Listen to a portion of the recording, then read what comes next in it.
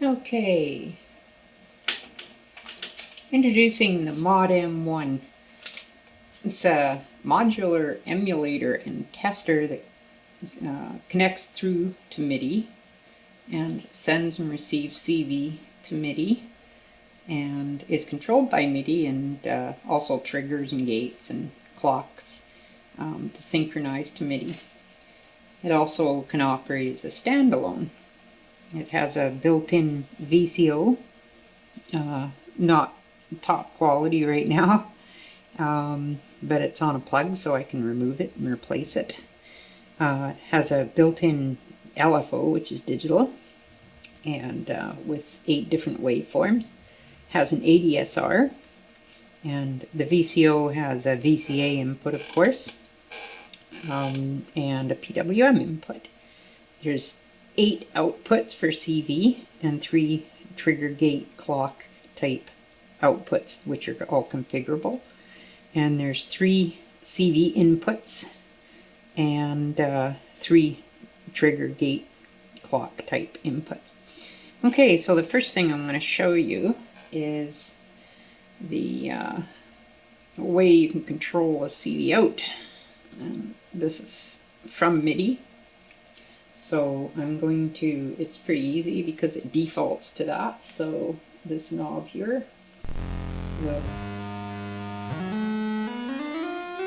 you can see, it's controlling the VCO. It dies because it's only a positive going VCO, so anything below 0 volts it'll go for a bit and then it dies. Okay, so that's direct control, and that's the simplest.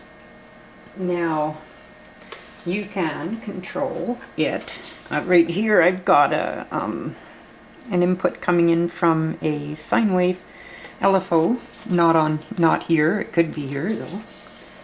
And I'm going to switch the CV in here so it goes to a control changer in the MIDI, which is linked to this control.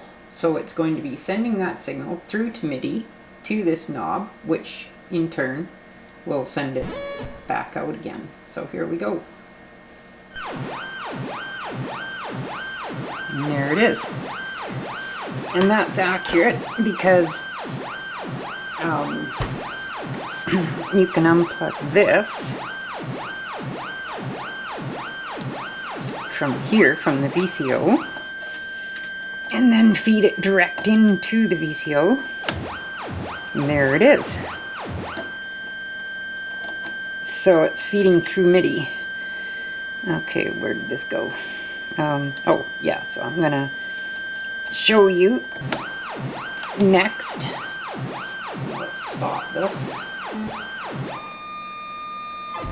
Okay, next I'm going to configure the CV out from the CV out end to connect it to CV in. Now this isn't going through MIDI, this is going in through the unit and feeding back out. And there it is. Same kind of thing, but it's just going through a different way. Now a third way that it could be done, just to show the versatility of this, is through this knob right here. Now if you look in the dashboard in FL Studio, you can see that when I turn this knob, that knob is moving also in sync. Here, I'll do it this way. So now, because I have connected it through to, or will connect it through to control that knob from CV1. So everything that comes in CV1 now takes over that knob, so I don't have to touch anything. And, okay, it's feeding in through the wrong knob. That was knob 1, which is controlling the configuration for knob 2. This ought to be interesting. Okay, so I just got to configure knob 2 to be direct. And there it is. Sorry about that. I Accidentally I had the other knob set to be a different configuration, and as soon as you touch that knob, which I must have, it takes over. Okay, the complexities of it all. Okay, so there it is. The CV in and out relations. It does many other things too. It can go into a note quantizer, which I'll cover in the future here. And we've already covered the two special CC. This CC is defined right here. So now I'm controlling the other knob again, as you can see, and other assorted goodies.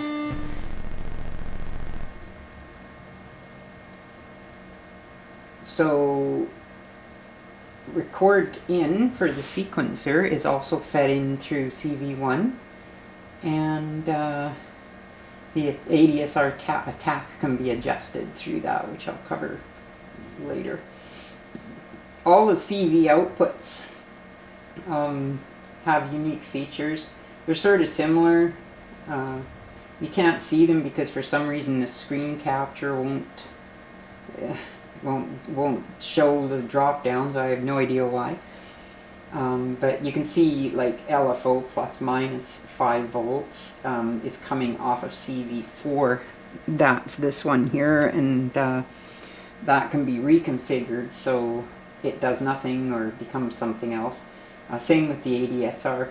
The last 4 or 3, 6, 7, and 8 are really interesting. There's CV1 plus CV3 is on that one.